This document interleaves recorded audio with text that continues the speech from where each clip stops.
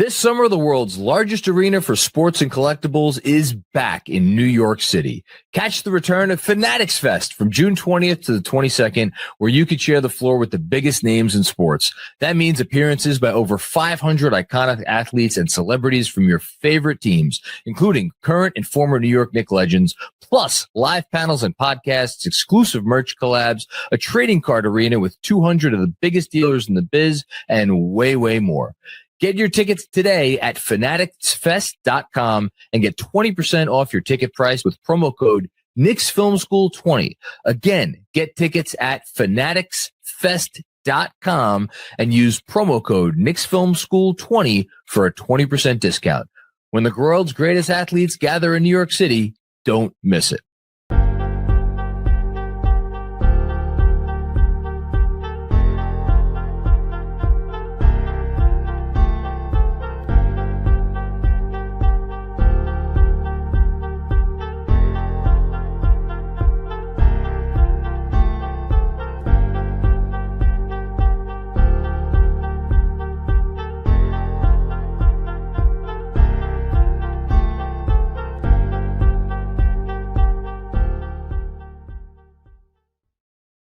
What's good, family? You are now locked into a special edition of the Casual Friday pod.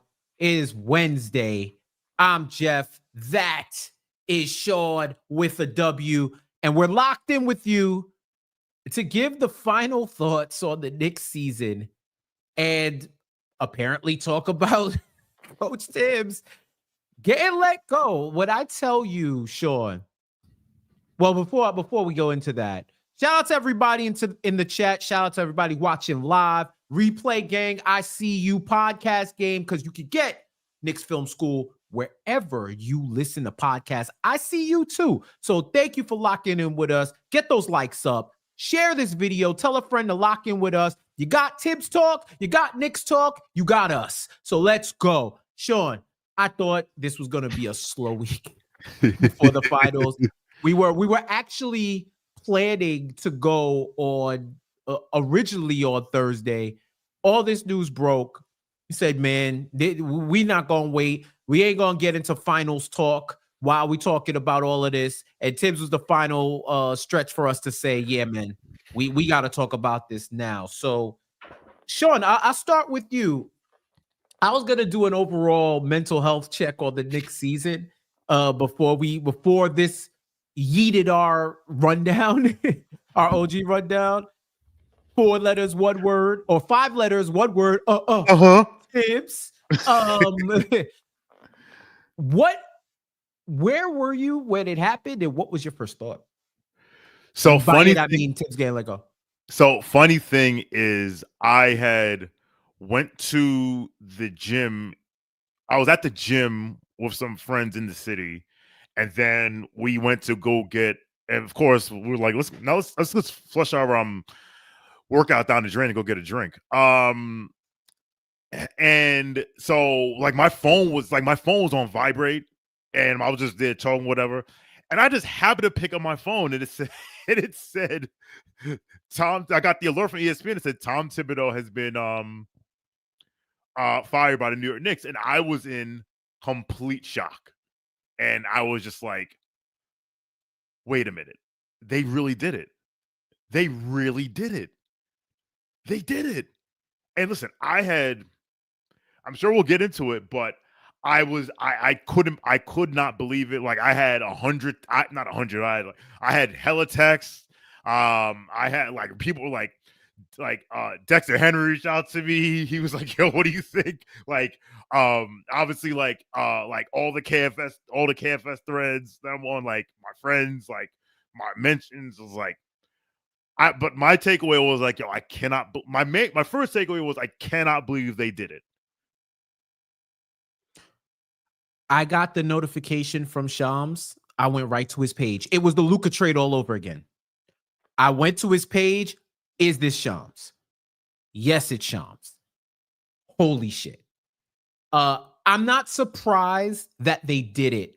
I'm surprised that it happened. Yes. And that's been my stance, because we have gone through ad nauseum the pros and cons of Thibs as the head coach of this team this season, to the point where, at least among Knicks content creators, Knicks reporters, Knicks analysts, and everybody, we knew what the issues were with his style and his coaching. We had the evidence, we had the analytical context to it. The question was whether or not Leon Rose and the front office were going to look at this, all the power brokers and the decision makers were going to look at this season and say, do we want to run it back one more time with this coaching staff? Do we think that giving Tom Thibodeau another year with this core of a team, this current Knicks core, will anything change our current outcome? Not whether or not we'll be successful, not whether or not we can contend. Will there be any type of significant change that can elevate our ceiling and give us a greater chance to make the NBA Finals and win the NBA Finals if Thibs is our head coach? And apparently they said nah, and they let him go. I'll say this. So I said this on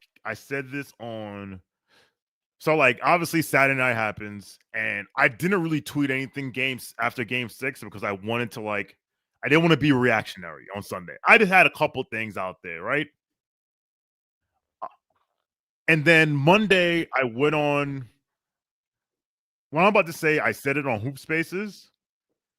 And I said it on Study Hall on Sunday, and I said Hoop Spaces on Monday. I'm gonna say it again. And this is what I was going to say if we still did on today's episode, if Thibs hadn't been fired. I would have said, I'm ready for the head coach to go. Mm-hmm. The main reason I was ready for the head coach to go was I did not want to be gaslit for another 82 games watching the head coach do the same thing over and over and expect a different result.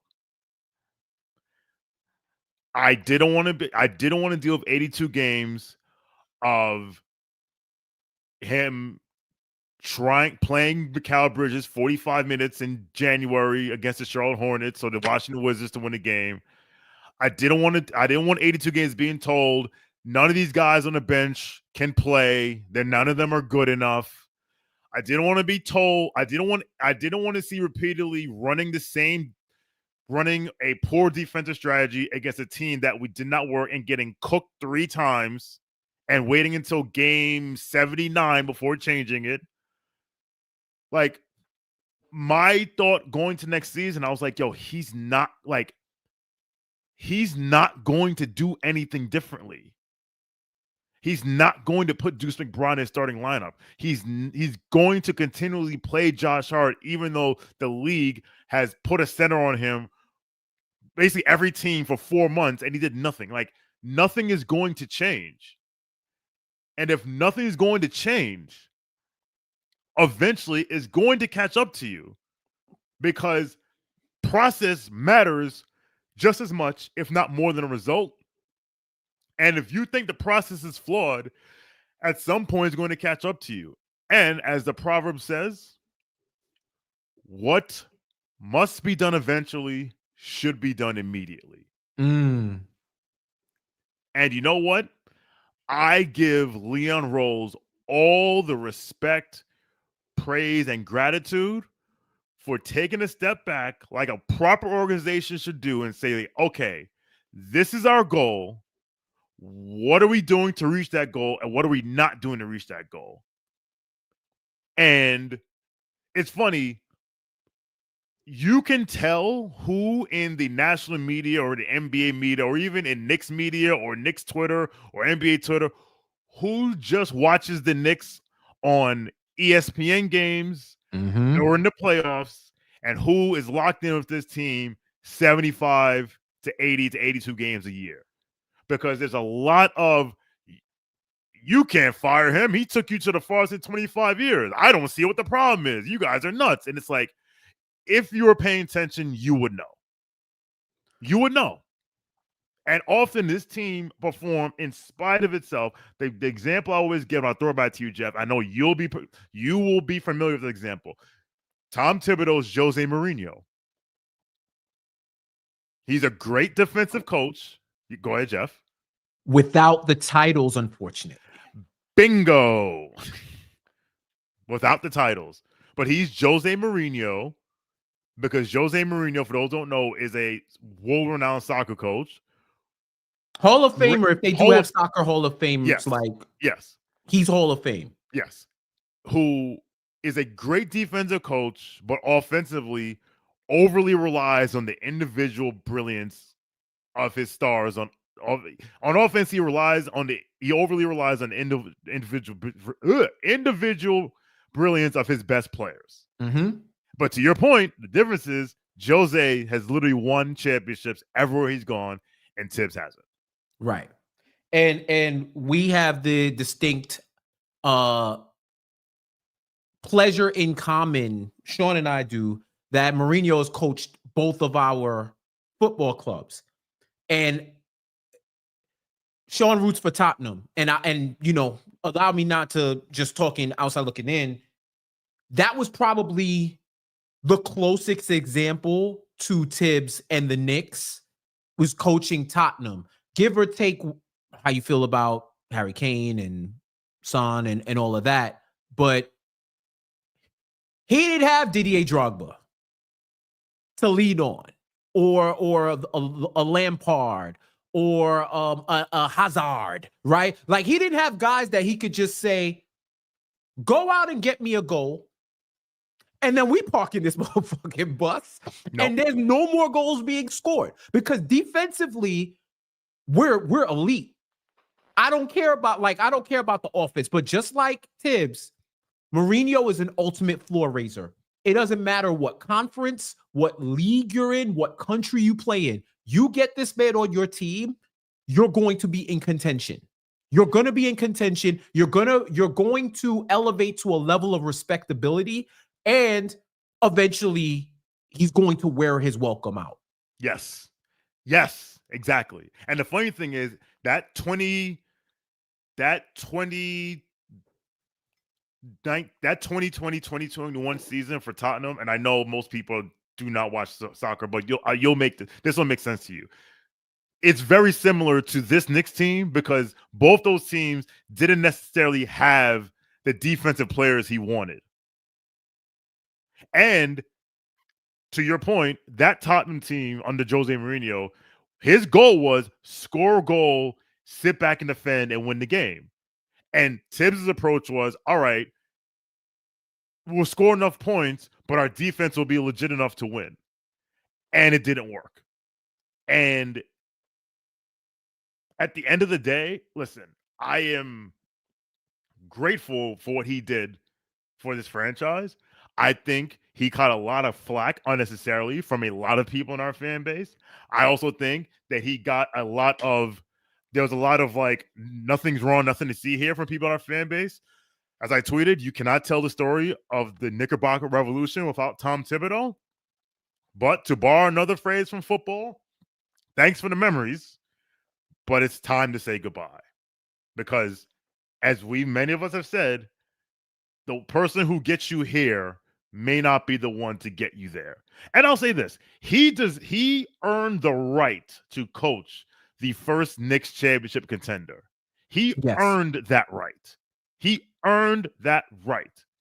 But as I said this, I think I said it this year on Casual, Friday, Thursday, Wednesday. I've said it in the past.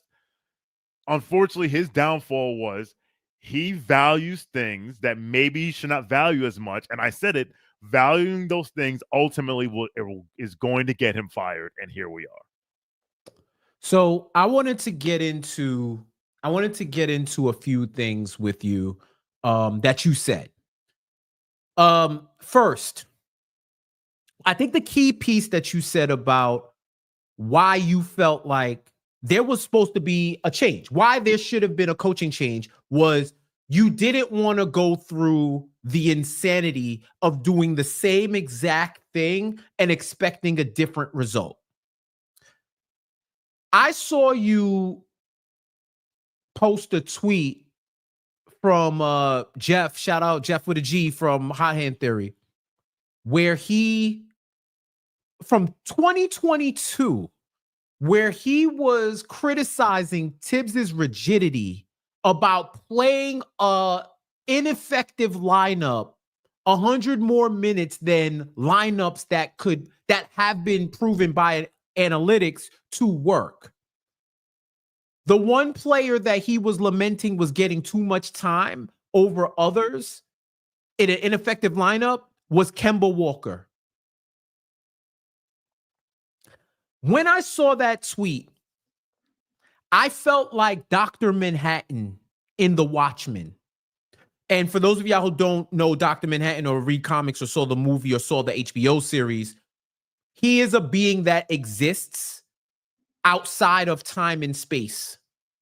And one of the running gags in Watchmen was he could be having a conversation with you and then say something random like, "Oh no, we got drinks in the fridge." And you'd be like, "What? What are you talking about?" He said, "Don't worry. I'm saying it to you later. I'm talking to you right now, just not at this time." And then five issues later or a couple of episodes later, you would see the conversation that he's having with the person where he's telling them that there's extra drinks in the fridge. Mm-hmm. I feel like we've been having this rigidity conversation about Thibs for the last 5 years, that I'm speaking to y'all at the same time throughout the course of time about this coach. And I, like Sean, I would have been extremely frustrated if another Knicks season ended for the same reason that this season ended and the season before and the season before that. The common themes. His rigidity is also his superpower. You need principles and values to establish a culture. You have to be unwavering. If you don't fit in, you got to get out. And that's why he is elite at establishing a culture and injecting respectability into your franchise so that you can become functional. He inputs his system. But the same rigidity is the reason why he doesn't last as long, or he caps his own ceiling by not being able to adjust at the right times, adjust quick enough, or to try to innovate on his already dogmatic principles. Shout out to Dan Devine from Yahoo. He wrote he's one of the few national media folks, and I'm gonna get to them in a second. Mm-hmm. He's one of the few national media folks who had a thought out, a incisive, nuanced analysis about this Thibs hiring, which pretty much showed the pros and cons of Thibs' tenure and why this move isn't shocking, but it is still a risk, right? There was one line in his article that I know you'll resonate with, Sean. He said he was arguing about, or he was speaking about how when you remove a coach and you remove their culture that they institute and all of that, it can be a gamble. Grass isn't always greener on the other side, right? And he says, giving Thibodeau a full offseason and training camp to revisit and revise his plan of attack for a roster that would enter next season with the benefit of continuity, much like the Pacers team that just eliminated them 1 year after falling short of the conference finals, following a huge trade for an all-star power forward, seems a sensible course of action, right? Yes, it is. But what Dan didn't mention is you would be banking on Thibs to review and revitalize the plan. In your scenario where you're giving him 1 more year, you are also giving him the grace to say that he is going to review and revitalize the plan. We have enough data and enough evidence over the course of 3 seasons, of course, 5 seasons, to know that he's not revitalizing or reviewing the plan. He will review He'll look at everything and still choose his way. And that is one of the reasons why I think the Knicks needed to move on. I'll take a quick detour to the whole national media piece. Mm-hmm. Sean, Knicks for Clicks is back like it never left, bro. Did it ever leave? It never left. It stayed low and build. Yes. It just had to stay low and build for a little bit before it could take its opportunity to arise. I think it is comical. It is fucking rich for national media to step out off the mountaintop and tell everyone that the Knicks made a rash, terrible, impulsive decision to fire a coach who's been in the organization for 5 years, mind you, just because they went to the Eastern Conference Finals for the first time in 5 years. Mind you, this is the same national media who will contest, even when the analytics and the numbers tell you you're wrong, they still say he runs his players into the ground, he doesn't play more than 7, and then you'll never win a title without him. Right? Yes. What's funny about that is they were partially right because he didn't adapt his lineups. He was slow to make adjustments and all of that. But I think it is so ironic that along with this narrative that the Knicks all of a sudden woke up out of bed, they don't enjoy prosperity, they should accept a certain level of success and not aspire for something greater.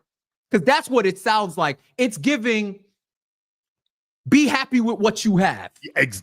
Yes. It's giving, be happy what you have, right? I think it's ironic that the national media, people who don't watch Knicks games day in, day out, they only watch like 12 a year or the national games, whatever national games are on. I think it's ironic that folks would suggest that this roster is flawed and that I saw someone say that Thibs maximized the roster, and I said, okay, enough is enough. You should have blocked them. This is Knicks clicking at the highest order. But I think it is ironic that people latched on to saying that it's the roster. The roster, like he did well despite the roster. Or what do you expect him to do with the guys that you have? Brunson and Cat can't play together. But yet, it is his coaching decisions that are making you believe that this roster cannot work together. Yes. So what are we actually talking about here? I don't think it's a rash decision if you were watching. It's a surprising decision that they actually made the decision that probably makes sense for this current group. It's the timing that just is surprising, right? Yes. But by the way, breaking news. It's pertinent to this discussion. The Phoenix Suns have hired Cavaliers assistant Jordan Ott as their new head coach. So now you know why that's breaking news? Because who was the other candidate finalist for that job? Jonathan Cornelius Bryant. And I said, when I saw on Sunday, and I get back to you on Monday, on Monday, when I saw the two finalists and Johnny Brown was one of the finalists for the Phoenix job, as the kids say, I was noticing, and when Thibs got fired yesterday, I was like, I ain't seen blocking like that since college, bro. And listen, John said it yesterday on the emergency live stream. If you don't think Leon Rose, this front office, has someone in mind, again, you're not paying attention. Exactly. Like, to your point, and Jeff, you hit the nail on the head. It's like we're supposed to be like the same people that make fun of us for being out on 7th Avenue after playoff wins are the same people that are like, we should be happy with just getting to this spot because we haven't been there before. I've been rooting for the team 30 years. I seen the Knicks win the Eastern Conference twice. Yep. Don't tell me I should be happy to just be here. I shouldn't be. Like, why wouldn't I want more? Which one is it? Are we celebrating too much, or are we expecting too much? Which one is it? It's almost like only the legacy teams should win, or the teams that we like Lakers, Celtics, whatever, or like they like the Warriors because of Steph. We like Halliburton because they play up and down, and we like the Thunder because we love Sam Presti or whatever. But it's like, no, not you. We don't like New York. No, not you. You're not allowed to be better. You should just enjoy what you have and stay right there and leave the winning to the other teams. It's almost like a glass ceiling. Yeah, because they don't want to lose their Knicks jokes. It's the last sliver that they have is that the Knicks haven't won a title. And they know the minute that the Knicks fans experience the joy of winning a championship and the Knicks win, all you can do is bend the knee. There's only nothing left but to salute, because from that point forward, there's no other jokes that you can make. And now not only do we have that, now we have the Thibs apologists are in shambles. And now they're going to be saying things like, you should know better and you don't know ball. And I'm like, dog, like, let's say we went to Eastern Conference Finals the next 4 years in a row with Thibs and didn't win any of them. Would that be okay? And then you know what they would say? Damn, they waited too long. Jalen Brunson is in his prime. These guys only have a 3-year window. Why? Do you know what? In retrospect, they should have made the move sooner. Do you know, for as long as the list is of coaching changes that haven't worked out, let's talk to Steve Kerr about being a first-year coach and winning a title after a stabilizing change. Talk to Tyronn Lue. Talk to Nick Nurse. It is possible to make that happen. And in this league, thank you, CJ McCollum, with this second apron world, because I saw somebody talking about how the Nuggets didn't give up on Mike Malone, even though they wanted to fire him, and he went out in the next couple of rounds, and then they eventually won the title, right? Two things. One, Nikola Jokic. Two, they weren't operating in a second apron world. They weren't operating. The finances and all of that were completely different. And oh, by the way, Budenholzer and Malone that they bring up in these examples about being patient, they had to win a title to keep their job. Everybody knew Buds was out if they didn't win the title, and everybody knew Malone was out if they didn't win the title. And Malone basically got 2 free years because once Jamal Murray got hurt, they were a 40-something win team. Right. They got 2 free years. Like, it's like, you can't tell me I can't use the Mark Jackson example, then go use the Mike Budenholzer example, right? Or the Mike Malone example. But here's the other thing that I see. And I'm not here to shit on Tom Thibodeau, right? And say he's bad or whatever, but like the signs were there. The signs were there. Like, so.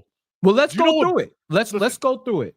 All right, you know what? Let's go through it, because as I said on Casual, I said it on Study Hall. The New York Knicks may have made the playoffs under Tom Thibodeau in 4 of their 5 seasons. And in every one of those seasons, they were eliminated by the lower seed. Every one of them. 2021, they were eliminated. They were 4 seed and they lost their 5 seed Hawks. 2023, they were the 5 seed and lost to the 8 seed Heat. 2024, they were the 2 seed and lost to the 6 seed Indiana Pacers. And this year, they were the 3 and lost to the 4 seed. And it is interesting, and this is a decent segue, because I was watching Hot Hand Theory had an essay on why Tom Thibodeau had to be fired. And XJ, Knicks Film School alum, shout out to you, pointed out that Tom Thibodeau is 3rd all time in playoff losses as the higher seed with 7. The 2 that are above him, Greg Popovich is 2 with 8. Pat Riley is 1 with 8. So they're both tied for first. Here's the difference, though. There's 2 differences. One, I wonder how many times those guys lost when they were the 1 and they lost to a 2. But 2, more importantly, Pat Riley coached 24 seasons. It happened 8 times in 24 seasons. Greg Popovich happened 8 times in 29 seasons. Tom Thibodeau happened 7 times in 13. More than half of his seasons in the playoffs. No, more than half of the seasons he's coached, he's went out to the lower seed. And when you think about it, why do upsets usually happen in the NBA? Think about it. The NBA is usually chalk. Like, the finals are usually a 1 seed, a 2 seed, maybe a 3 seed. Like only one 5 seed has made the finals. Only one 6 seed has won the title. Only one 4 seed has beat a 1 seed. Like, the NBA playoffs are usually chalk. For a team to get eliminated by the lower seed, that lower seed has to find a chink in the armor. They got to find a glitch in the matrix. They got to find, they have to find an inefficiency to take advantage of. And guess what? For more than half his career, teams and coaches have found the inefficiency in Tom Thibodeau's game. And again, to the Thibodeau supporters, I ask you, what makes you think he was going to change? And what makes you think what he was doing would have got them to win the championship? Because the goal is to win the championship. Maybe the younger kids, maybe if you're born in 2000 and you're like, oh my God, this is happy. I understand. I get that. I'm 44 years old. I've seen the Knicks do everything. I've seen them make the playoffs. I've seen them win the first round series, win a second round series, get to the conference finals, win the conference finals, win games in the finals, get to a game 7 of the conference finals. See, I've seen the Knicks be one shot away from a championship. The Knicks have literally accomplished everything else except climb the mountaintop. And if Leon Rose, and I see some people talking about James Dolan stepped in, I don't think James Dolan already squashed that. That was, listen, you think James Dolan, who is enjoying no longer being the reason why this team has not been successful, is going to insert himself now? Again, you haven't been paying attention. Go back and watch the roommate show that he's on. And he's like, if I had to do it all over again, I would have just hired somebody and got out of the way and not inserted myself in this. But the Knicks have accomplished everything else except that one. And if Leon Rose doesn't think that guy is good enough to take him, and that's his friend that he's known for 25 years, you know what? Maybe I'll give him the benefit of the doubt. Because again, if you're so happy about getting into the conference finals, then you should have the utmost confidence in the man who built the team from nothing to get them there. Begley reported that if this wasn't Leon Rose's decision and Dolan was pretty much telling him he has to get his man out of here, Leon would have resigned right after firing Thibs.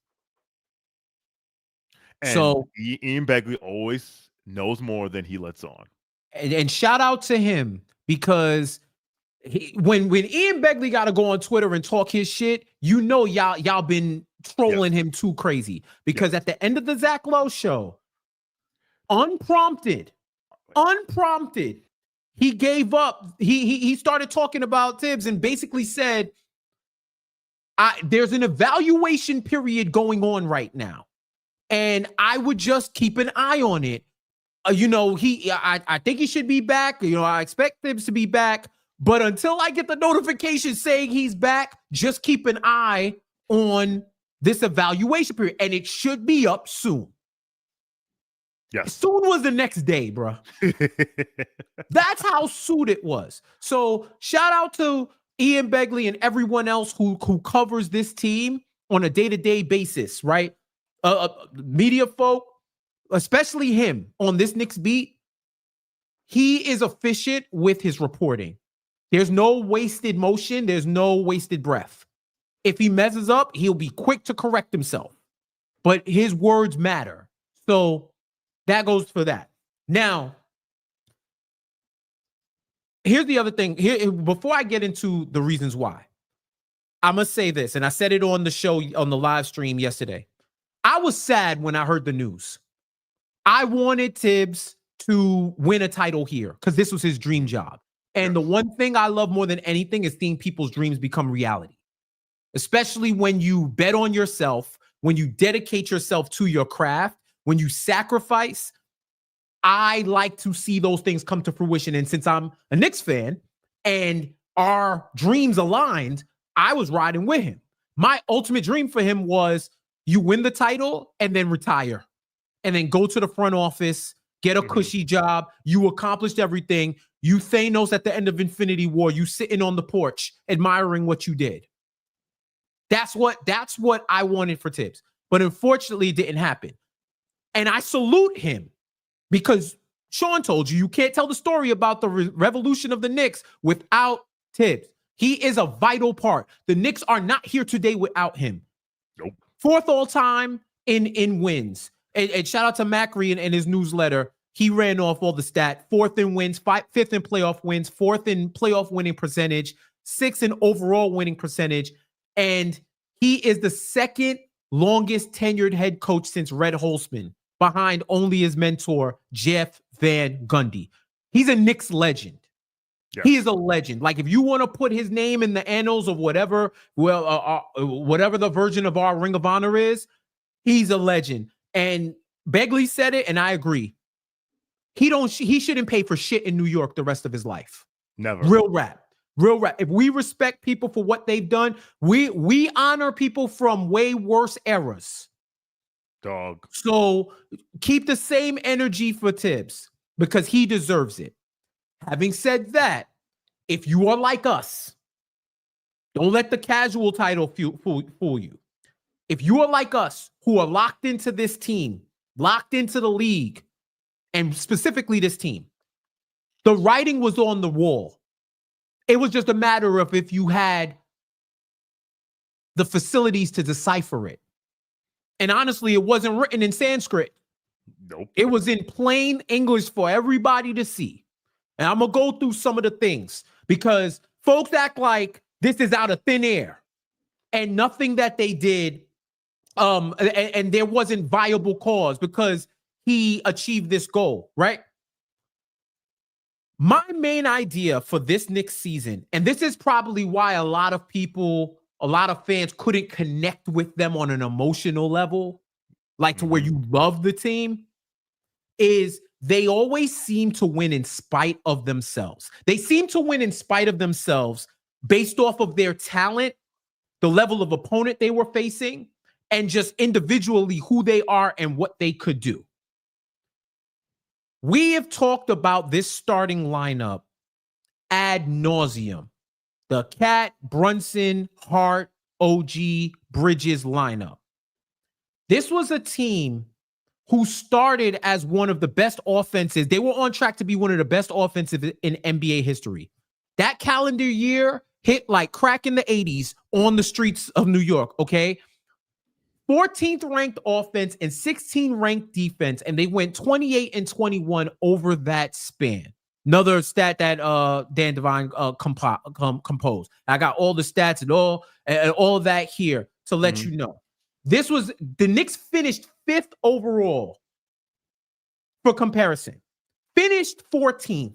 They were 14th from January up until now in the regular season. They finished 5th, which means if you even have a cursory understanding of math and whatnot, that means they did really well. They did well enough over those first 4 months of the year that their precipitous drop-off was able to average it out still into a top 5 finish. Yes. The league woke up one day and said, why are we guarding our centers with Josh Hart? He's not a threat like that from the 3-point line. He's not a willing 3-point shooter. So why are we guarding him? Just put a wing on Cat and then let the center roam. This has been happening since the new year. And no major adjustments have been made. The Knicks waited until game 97 to say, let me try out some new shit. And let's start experimenting. And they made the wrong choice. And he made the wrong choice. He made the good choice He didn't make the great choice or the excellent choice. And this is part of the problem. And the reason why he made the choice to go with Mitch over Deuce is based on his dogmatic principles. He believes in rim protection. He doesn't believe that multiple guards under 6'4" should share the court at the same time because it can negatively affect the defense, and defense is his religion. So if I am going to let my ace card, my do everything Swiss Army knife player, one of my most relied upon players, if I'm going to pull him out the starting lineup, then I need to have some type of security within myself. I need to be sure that who I'm putting in is going to uphold my standard for what I believe wins. And that is why he put Mitchell Robinson, the rim protecting big, who was phenomenal, not taking that away. But the fact that this team offensively was built for the modern NBA, and he did not adjust and adapt with his lineup, it's damning. Sean, they act like we don't got the stats, bro. Listen to this. The bridges, the what we in Knicks Twitter and in the Knicks content creating community, what we have called the lineup, yes, is Brunson, Bridges, McBride, OG, and Cat. The 5-out lineup has been called the lineup. Mm-hmm. 49 total minutes across 100 games this lineup played.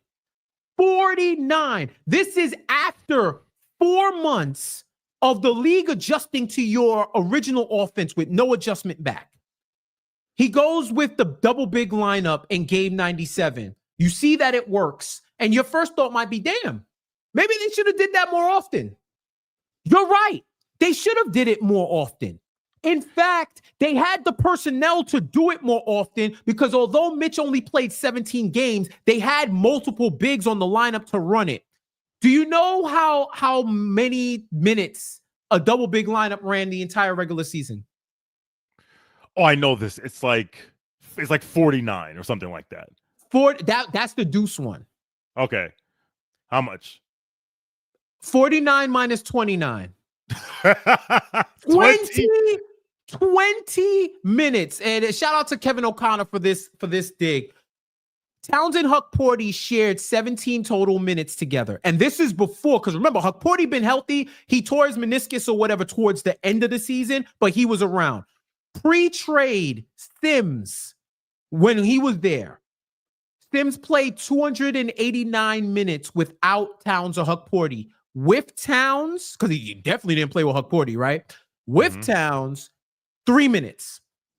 Mind you, they got Mitch back, and then Brunson went out for his month with his ankle injury. They had plenty of time to test these lineups. Plenty of time to employ switchable defense or any other type of defense. It's only until Thibs' back is against the wall, and back against the wall for him is defined as we're down in the series, and we've gone down 2 games in the series. And I need to do something to save my season, or to probably save my job, or to change up the mood. That's when he starts getting creative. And that's what's so frustrating for a lot of Knicks fans is you have this in you, but you refuse to do it. You keep saying the game tells you what to do, but you have the game on mute. So how can it tell you what to do if you can't hear it or you are tuning it out? This is the problem. This isn't a rash decision. This is a decision made with contextual information. One more thing, and I'll let you get in on this, Sean. Mm-hmm. I think Thibs is one of his tragic flaws is his overcorrection. If he makes a mistake in game 1, he will overcorrect in game 2, thinking that the scenarios are going to be transferable. Mm-hmm. Game 1 against the Pacers, and we called this, at least I said this on playback, when he took Mitch and Deuce out to bring back the OG starting lineup, after that lineup was cooking and was keeping the lead and extending the lead, he keeps that lineup in the game to close. I believe they win game 1. He takes them out, the debacle ensues. So what does he do in game 2? He plays Mitch 16 straight minutes in the first half. Yo. That is not solving the problem. It's already a sunk cost. You waited until game 3 to look down your bench and find answers. Maybe if Wright and Shamet are playing in game 1, we're not having this conversation. Or game 2, we're not having this conversation. How are you running 7 guys against a track meet team that plays 10 comfortably? It goes against the logic, basic logic, even if you don't watch basketball like that. But you refuse to implement, you refuse to adjust unless your back is against the wall. Do you want to be in that position next year? If you're a fan, lamenting what could have been because your coach will only adjust if they're down. But if they're up, it's good enough. Before I get to what I gotta say, real quick, we have a super chat from my man CT Pittman. Shout out to CT, who's been rocking with us for years. Says shout out to the casuals while on this work grind. Shout out to you, CT. Shout out to the 1,203 people who are currently watching us across all of our channels. Shout out to all y'all, including the people I disagree with, including the people I disagree with in the chat. Because a couple of y'all, not nostalgic, Nick. Me and you cool, because I get it's a bit. You know, and a lot of people, the Thibs supporters will say, like, you know what? Well, if they win game 1, we're not having this discussion. And listen, if you want to put game 1 mostly on the players, if you want to play blame, okay, we can play blame pie with game 1, and the majority of that blame goes on the players, because listen, OG needs to hit a free throw, Cat needs to hit a free throw, Jalen Brunson cannot make that pass to OG. I don't care what anyone says. But you know what also can't happen? Being in drop and letting Aaron Nesmith hit those threes because you're in drop. Why are you in drop? Number 1. Number 2, about you said when it came to the lineup decision, he made the I forget what you said. You said about the decision he made. It's a good decision. It's not the great decision. Yes. So I would switch it up a little bit, and I'd say this. He made the easy decision, but not the correct one. Yep. And to take it a little further, he made the easy decision, not the hard one. The hard decision was to go against his principle and say, like, you know what? Even though I value these things, not only is the game telling me what to do, the data is telling me what to do. Because he's always said, and this includes like Chris Persian is asking about these questions about how they look at the data. Not even screen assists, but like just the Knicks have one of the best analytics departments in the league, and Thibs looks at all the data, and the data told him that literally every combination, almost the Knicks are a better team with Deuce McBride on the floor. In 7 of the 9 lineups, 7 of the 9 top. I'll never forget that. The top 7 of the 9 lineups that were positive included Deuce. I'm looking at it right now. In 572 possessions with Deuce on the floor, the Knicks are a plus 4.6. They scored 117.5 points per possession, and they allowed 112.9 points per possession on defense. As a comparison, if you allowed 112.9 points per possession on defense, you would be the 9th best defense in the league. Shout out to Kevin Danishevsky, who said on Study Hall, he doesn't understand why a guy like Deuce McBride, who Thibs banged the table for to draft in 2021, I believe, why he wouldn't play him now when the data is telling him to do so. And the reason I told him, I was like, because he's not 6'5". And that's it.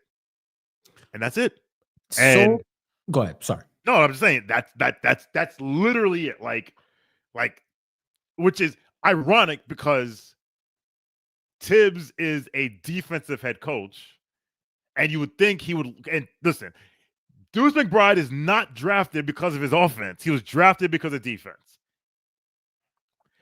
And to not, again, you bang the table for this guy and then not to play him because he's not 6'5", yet you could play 6'4" Josh Hart and let him space that out on defense and not take open threes. But what I see here nor there is just maddening. But the funny thing is, like I said, and I'll throw it back to you after this, I've always preferred offensive-minded coaches towards defensive-minded coaches because defensive-minded coaches are more likely to stifle than an offensive-minded coach, and defensive-minded coaches are more likely to be reactive and not proactive compared to offensive-minded coaches. I mean, it's part of it is the job. Like, as a defense, you don't know what the offense is doing, so you have to react and try and predict what they're doing. You know who came in the league as a defensive-minded coach, but you would never know it by watching him this season? Rick Carlisle. Because you know what? And think about it. Rick Carlisle has coached in Detroit, Indiana, Dallas, and Indiana again.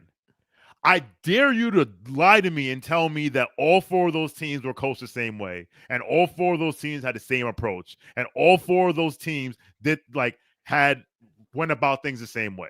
Like, you're not going to tell me that 2011 Dallas team and this 2025 Pacers team play the same way. You're not going to.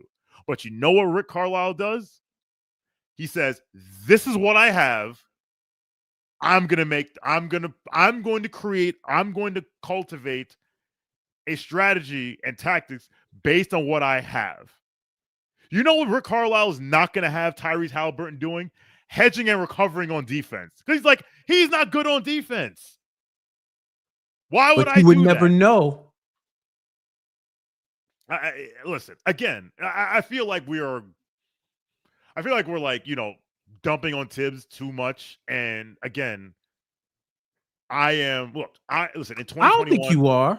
Okay. I mean, some people because are. Here's the thing. You have to justify, because we don't have to justify shit to nobody, right? No. But at the same time, we are laying out contextual information as to why the Knicks weren't wilding. This is the low-hanging fruit that casuals and national media pick up. Oh, Dolan sticking his nose into it. The Knicks beat writers of all people are lying and saying that it wasn't him, it was Leon Rose. This is how it is in New York. They never want to be patient, right? How about this? Y'all said that the Knicks weren't patient for making the Cat and the Bridges trade. They made the Eastern Conference Finals. Are y'all apologizing for that? Were you wrong? Or do you want to be corrective in your analysis now? Well, what? We don't hear the talk about that being impatient when it pays off, but when it doesn't, you come back around, right? Like that's why I don't think we celebrated Thibs. We said what he's good about, but we're in a league where you got to win on the margins and where you got to think about the games you play and the future you're developing. You have to ask yourself these hard questions. And as a sidebar, I feel like some people partially are clinging to this whole Knicks were rash about Thibs because they want to get their jokes off and they want to get their rage bait, engagement bait. Part of it may be that subconscious belief that subconscious, not even belief, partially belief, but that insecurity that they may feel because someone who's good at their job might not be good enough to keep it. Given the circumstances, given whatever have you. And this is just the nature of sports.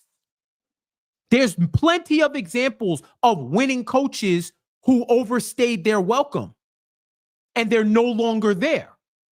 This is no different. But what we're trying to say is, guys, understand you don't watch the team like that. This did not come out of the blue. All you saw was the results. Y'all didn't care about the process. But you seem to care about the process when it's the minutes police. You seem to care about the process when it's about using your roster depth. But when people are talking about actual ball and the schematics and the strategies employed, now it's what are y'all talking about? Y'all ain't been shit since 1990s and you should be happy. That is not a way to live life. if you're truly trying to be successful. You should not settle for mediocrity. You should not settle for good enough. You remember that old commercial when we were younger, Sean, where it was like, while you're sleeping, someone is practicing their game and they're getting better. And when they meet you, they're going to defeat you because they've been working on their game while you sleeping, right? The course is to get better. Progress isn't linear, like Sean says all the time. Progress is not linear, but the aim is to go in the positive direction on the slope. And sometimes the people that got you there aren't the people that are going to bring you to the next level. It just is what it is. And I wanted Thibs to be that guy. I'm sad that he's gone. But as a Knicks fan, I want to see a championship more. I don't care who's here. Yes. I root for the team. I don't root for players. So I root for the Knicks. I want the Knicks to win the title. Whatever's going to put them in the best position to win. I would have loved the old Knicks, the January Knicks, the vaunted January Knicks. I would have loved for them to win a title. But you know what happens after teams win titles? The team usually doesn't stay the same. People still leave. There's still roster transactions of some kind. So if you can't be sentimental, if you're not going to be sentimental about that, you can't be sentimental about these changes, these necessary changes that have to be made. So Sean, let me give you some more quick numbers. Like if y'all think, once again, y'all think we're pulling this out of our ass, it's not. The whole notion that after one season, mind you, that Cat and Brunson don't fit. I never bought it. Because when you run those two-man lineup numbers, I say, well, there's three other people on the court, fam. There's three other people of court that affected. Shout out to Shax on Twitter. I believe he's with the Strickland. Yeah. He had a great pull. Let me make sure I get this correct so that I credit him properly, right?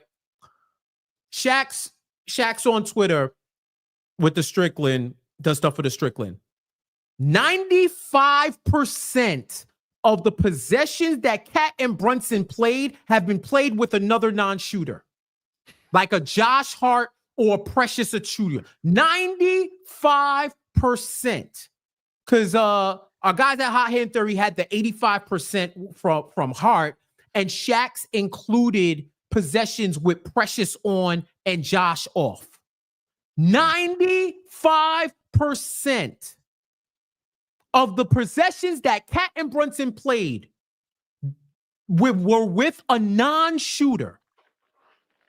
You don't buy, what does Benji say? You don't buy a Rolls Royce to leave it in the garage, right? Nope, you don't. This is the type of stuff that we're talking about. For a team that has all of these shooters, and here's the thing. Let me take a step back. I gave one example last night. I'll give a different example now. Let's say you want to get in shape, right? I got to hire a trainer. You hire a trainer who specifies in big gym workouts. They take you to like a big gym, like a LA Fit or a Blink or something like that. They know how to use all the machines in there, all the advanced technology, all of that. This is how they specialize in getting you fit. And you as the client say, well, you know what? I'd rather you train me at home. I don't really feel like going to the gym. I want to do body weight exercises. I have a couple of free weights here. And the trainer's like, well, that's not really my specialty. If you want me to train you like that, I could figure it out, but I don't know. I could do it. All right, cool, let's do it. And he trains you at home, despite the fact that he would be best utilized in a gym. And you get into great shape. You get into great shape, despite the fact that he's not put in his best environment to train you. Now you're trying to get those last 10 pounds off. And you continue to want to work out at home. Who do you have to be mad at? The trainer who you hired that is excellent in certain areas of fitness, or yourself for not being willing to adapt and change and say, yo, you know what? I don't really like the gym, but if I want to get in the best shape of my life, I'm gonna go with this trainer and go in their environment and train the way they need me to train. That is the whole connection to Thibs and this roster. He doesn't adapt to the roster. He needs a roster built with his guys. Yes. To maximize them, they got to be Thibs guys. As opposed to, I have a system for every situation. Or I'm willing to try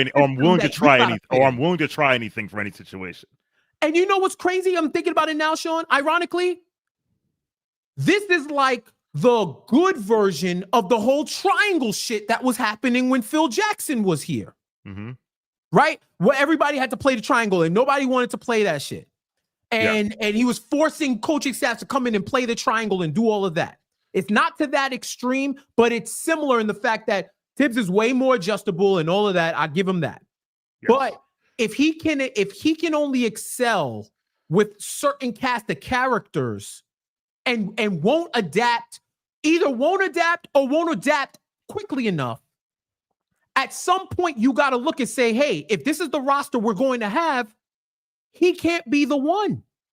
He can't be the one. And that's just what it is. You got guys that are shooters, but yet your bottom 5 in 3-point attempt rate. The guy that Hot Hand Theory had a crazy stat that Julius Randle attempted more threes than Cat in the playoffs, despite playing 100 fewer minutes. Dog. There was cause, bro. There was dual cause. I said it all the time. The Knicks being 25th in 3-point attempts, despite having not 1, not 2, not 3, not 4, not 5, not 6, but 7 guys who shot above league average at or above league average for 3, was insane. And back to what you were saying about like Cat and Brunson, like it's short-sighted to say the problem is Cat. I had one of my friends in a group chat telling me that Cat is the problem. They're going to the Cat trade. Well, guess what? In 2,922 possessions, every lineup with Cat and Brunson had a net rating of 6.1. Then I went a little bit deeper and I said that was Cat at the 5. Mm-hmm. Cat at the 4 at a net rating of 29.2. Now, that was only 36 possessions. Then I went a little deeper and I said, what about lineups at the 4? Lineups with Cat at the 4 without Mitchell Robinson, who's only playing the 5. 30 possessions, 16.7 plus net rating of plus 16.7. Now, obviously, 36 and 30 possessions is not a lot. But what it is saying is like, hey, why don't we lean into this more and see what happens? And again, I think if those guys were deployed in a specific manner, like they would, because listen, no one's going to argue with you that those two defensively are not it, right? They're not desirable. Although in the Boston series, when we switched everything, they actually held up pretty well. But that's neither here nor there.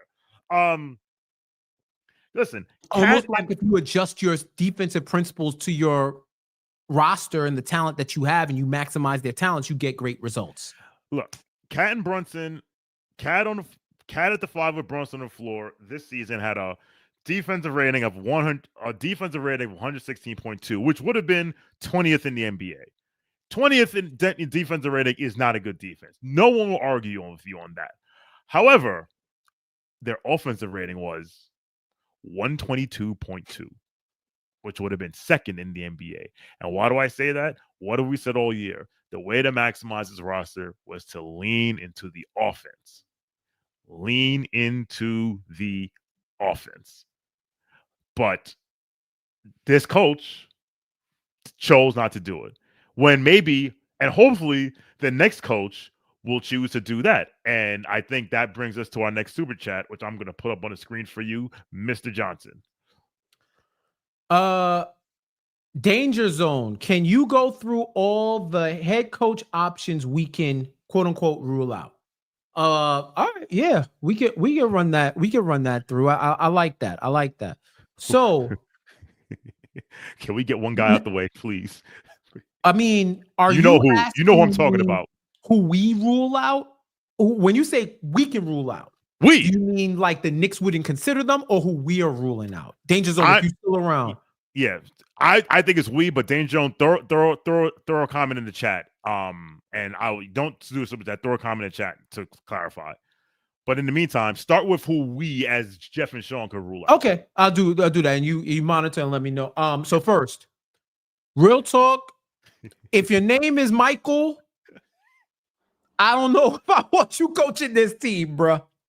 If your name is Michael or Mike or a variation on Michael, I don't know if I want you coaching this team, bro. So first off, Michael Malone. Danger Zone says, "Play it how you want, brother. I'm flexible." So, all right. hey, so we'll just go. First of all, Mike Malone. Sources and reporting has said that's not happening. As I've been saying across platforms, Mike Malone is Tom Thibodeau with a BBL. He's Thibs with a BBL, bro. You are getting the same exact type of person. That's in the bucket of you should have just kept Thibs if you're gonna go get Mike Malone. Yes. You getting Thibs with the BBL. I don't know how desirable that is. You feel me? But Jeff, he has a ring. Listen, man. You simple mother. Anyway. Listen. So does Mike Budenholzer. I don't know if somebody who had such a discord with upper management that they had to clean house because everybody was wilding and they was just fed up. I'm just saying, I think he's a good coach. I don't think that is the change of pace that the Knicks need. If you're saying you're trying, pretty much what it's saying is they want to modernize. Malone to me is not that. No. Next, you got one? I was gonna say really quick. Mike Malone is Thibs with a toothpick. Like, what are we doing? Mike Ramone, yes. The bad guy. Okay, here's another guy we can rule out. If I see you suggest Mark Jackson, I'm going to block you. I'm going to block you. Funny, I was on Hoop Space earlier today, and a Warriors fan was like, "I don't understand why you fired." He's like, "I don't understand why you fired Tom Thibodeau." And I said, "The same reason you fired Mark Jackson." And he was like, "Well, Tom Thibodeau didn't have Bible study and talk garbage in a locker room about players and da-da-da." And you're right. He didn't do any of those things. But guess what? If he did all those things and they went out in round one and they didn't go out in round one, he still would have had a job. So please. And the other thing, if you tell me the Warriors would have won the championship with Mark Jackson as the head coach, I will block you. Because that is the prime example of someone just look at the results and saying, "Oh, well, they used to be bad and now they're good. Why would I fire the head coach?" Like, no. Like 51 wins to 67 wins, which the Warriors did from 2014 to 2015, is not natural progression. That is, he did lay the foundation, though. He laid the foundation, but that's not natural progression. That is, you were fucking up. If you jump 16 wins in a year and you didn't, and there's no free agents, the same roster, you were fucking up. Budenholzer. No, sir. Good. Same. Like I said, should have kept Thibs. That's the bucket that I'm putting him in. Mike Brown, great brother, great alpha brother. I don't want to, that's a joke with me and Sean. Mike Brown, I think I would be more receptive of all the Mikes. I will entertain that Mike. But still, for me, I kind of want new blood. No, I'm with you. But I'd entertain it. Like, I think again, he's a better offensive guy than people give him credit for, but he's a defense first guy. I wouldn't be against it because again, I think he got a raw deal with the Lakers. He definitely got a raw deal in Sacramento. I wouldn't be against it. Wouldn't make me hard. It wouldn't make me like, honestly, he would be I can see him being what Frank Vogel was for the 2020 Lakers. Right. All right. Who else can we rule out? Jay Wright. Get out. No. Jay Wright is finished. People have already said he like that. Once you get into TV, it's hard to get out, bro. And I don't think he. Here's the other scenario. You coming into a job where you're expected to win a title or get to the finals.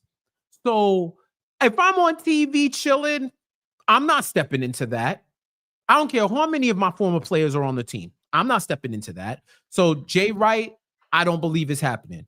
There's reports about Ime Udoka and Jason Kidd who already have jobs. Like, we are getting into dirty Mac college basketball, college football, college sports type territory where dudes who already have jobs. It's like they try to go to the ACC right now. You try to draw them guys to the ACC. Like that's how it's sounding right now. I would rule the Mavs are definitely not giving up Jason Kidd. Not after we stole Jalen Brunson. Not happening. Huh? Not if we stole Jalen Brunson from them. They're not working with us. That too. So I don't believe either one of those guys are a viable option. So I would rule them out as well. Taylor Jenkins. That's the name I was gonna say next. All right. Taylor Jenkins on the one hand, and John and I think either Jeremy or DJ spoke about this yesterday. Taylor Jenkins is a guy who's willing to be malleable to the point that the Memphis Grizzlies front office said, "This is your new assistant head coach who's going to run your offense." And he was like, cool. But on the flip side, a big problem was like he lost the locker room. And I don't know, like we can't afford to have a guy who lost the locker room, or whatever he was doing offensively was so not good enough that their coach was like the whole idea of the Knicks should have brought an offensive coordinator for Thibodeau. It's like Thibodeau was never going to listen to offensive coordinator. Like exactly. If I had to do that, I don't. This isn't know. football, bro. Mm-hmm. And I'm also going to rule out, besides Johnny Bryant because he was here, I'm going to rule out anyone who. There's only two names that would be first-time head coaches that I would consider. One would be Johnny Bryant, and the other would be Sam Cassell. Because I think Sam Cassell, he's paid his dues. Clearly, he knows ball. He will command the respect of the players. He's been an assistant for a long time. I would consider him. But other than that, I think this team. Because listen, and here's why I'll give Thibs a blight.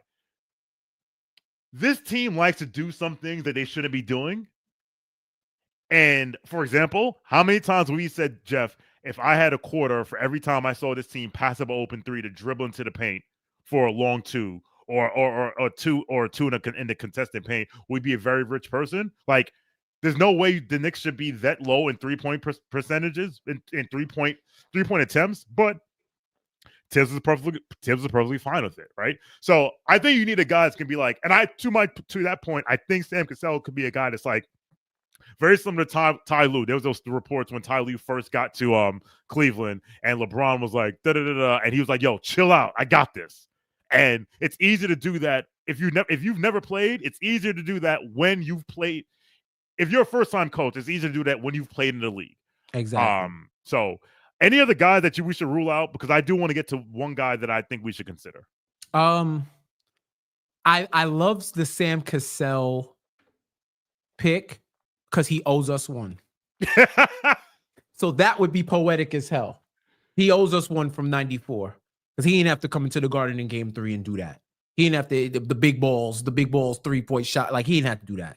We didn't need him to do that. So that would be good, poetic redemption for us as Knicks fans that went through that 94 series.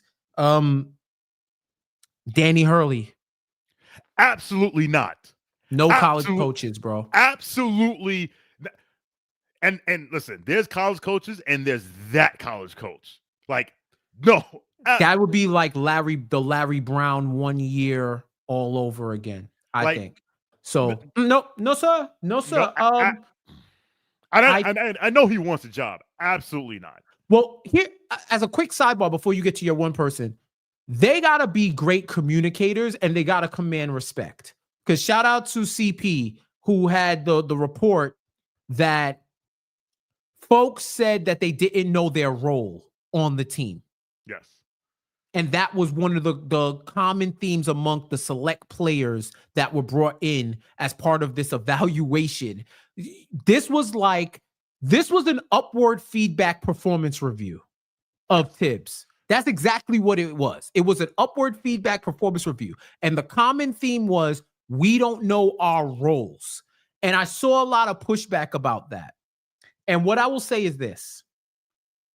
Sean and I have watched mad games together and have commented on games throughout the season.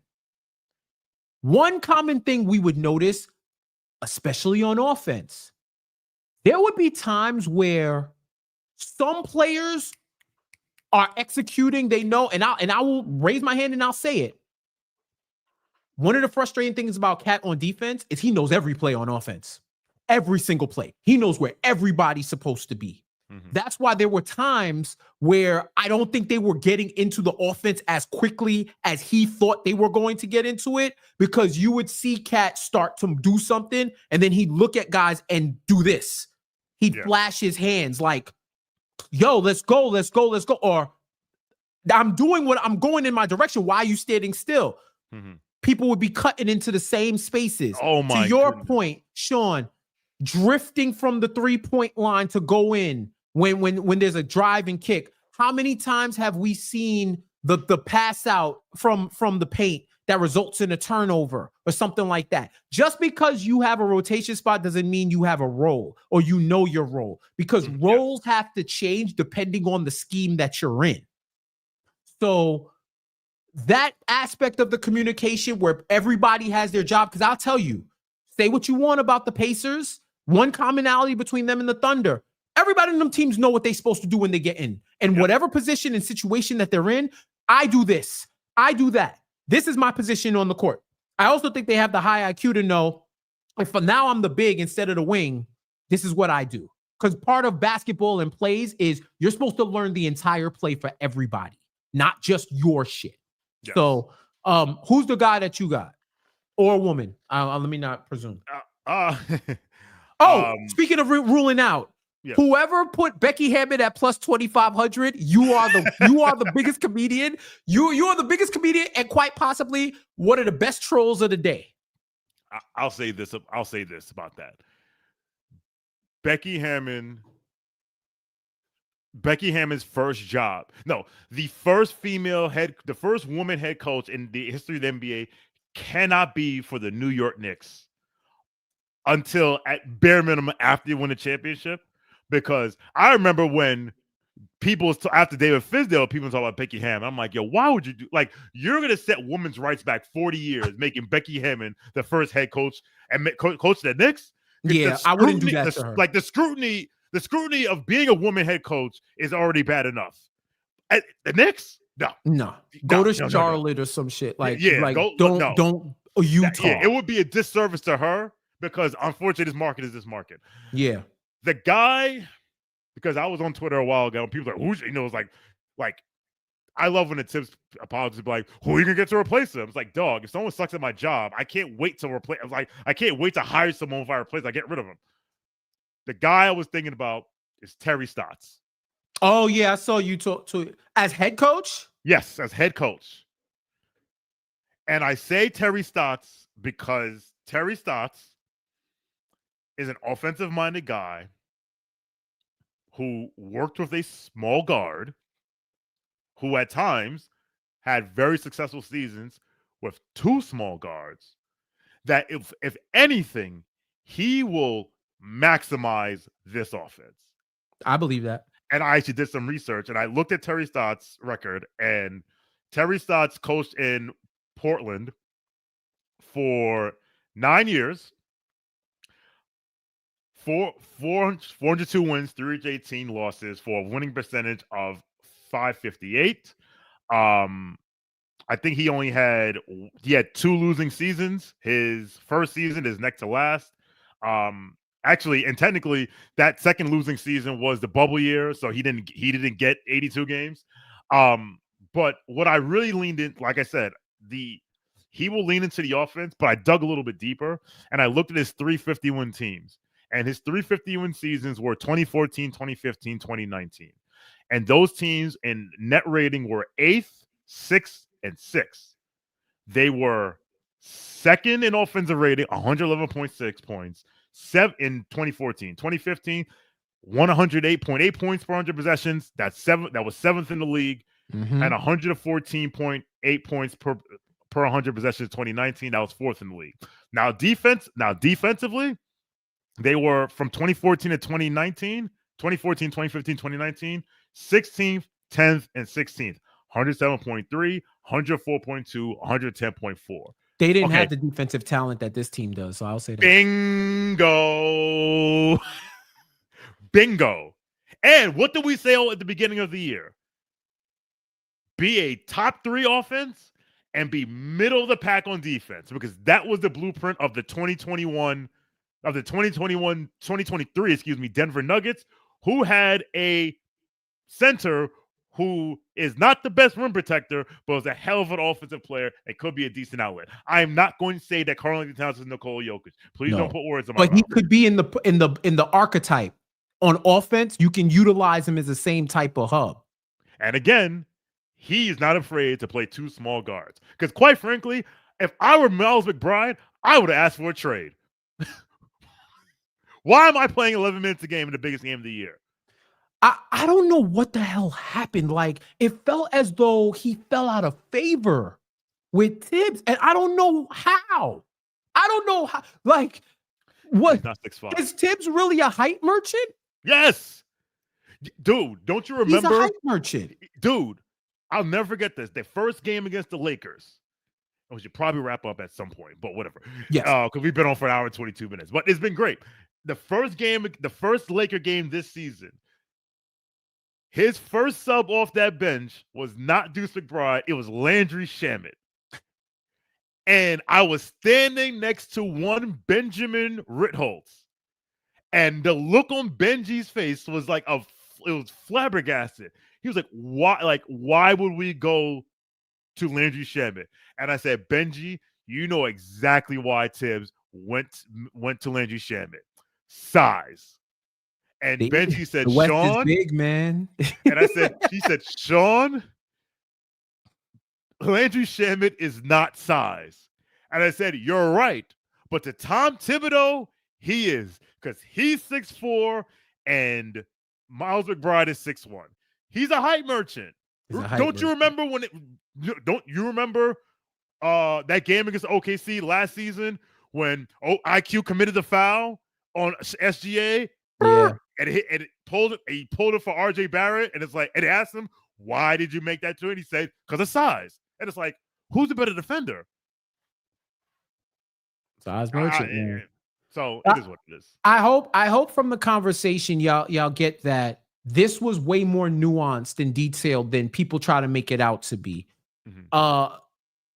With the second apron, with everything with the second apron and the way finances are, if you have a team that has a solid core, that's a winning core, and you are under those aprons, or you are not touching that second apron, you got to strike while the iron is hot, man. You got to. And I believe if you really watch this team and you're tapped in with this team, really ask yourself, how would you feel if the season once again ended in disappointment and the same talking points that we have this year are replicated next year? Probably just in with a little bit of a remix. But the core reasons were still the same. You know what everybody would say, and that's why I take this discourse with a grain of salt. Damn, maybe they should have got rid of him earlier. You'd rather be early than late. Mm-hmm. I think you'd rather be early than late. Like with your quote that you said, that if it's going to happen eventually, it needs to happen immediately. Yeah. Like, I'd rather be early than late. Like, I wish it wasn't him, but it's not as if no one should be shocked that he's gone. You could be shocked that they actually decided to do it. Nobody, if you're really tapped in with this team, you can't. And you have to beware of being results oriented without caring about the process, because eventually the process comes back to bite you. If you have a shitty process, if you see good results with a shitty process, you're up a creek. Because because you can't replicate that result because you don't have a process. One more super chat from NY Tony 91. Again, thanks for your contributions. Do you think Kenny Atkinson will be a good fit? He has a job. That's not what the question was. Do you think? No. He got a job, and the answer, I would say no. I respect what he did with the Cavs. Worry about the Cavs, bro. You know what I will say?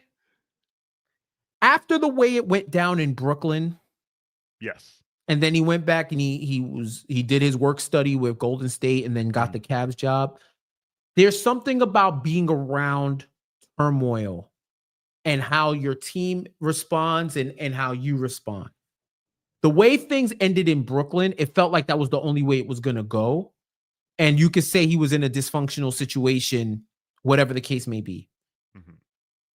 I think at this point, maybe for my own mental health, but I just think for the sake of the team, you got to bring somebody in who at least recently hasn't had those type of situations, or at least if they were in those situations, they thrive.